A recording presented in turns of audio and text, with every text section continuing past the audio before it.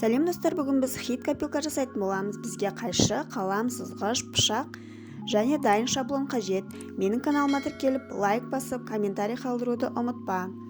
Сызғышпен 6 см етіп түзу сызық сызып аламыз. Енді копилканың ақша салатын жерін канцелярский пышақпен тесеміз.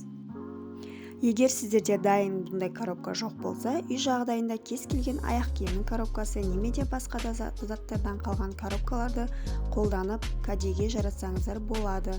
Кез келген коробка жарайды. Дайын шаблонды шетінен бастап асықпай әдемілеп жабыстырамыз. Асудың қажеті жоқ, себебі тез жабыстыратын болсаңыз, ішінде ауа қалып кетуі мүмкін. Ол кезде сіздің қағазыңыз мыжылып қалуы мүмкін.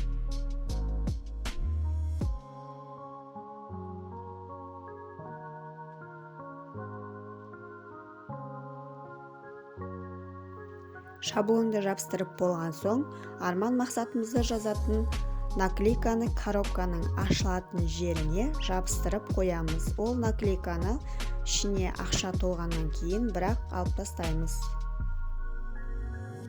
Копилкамыз дайын. Копилканың сыртындағы таблицаға қарап салған суммамызды сызып отырамыз. Ақшаларыңыз көп болсын.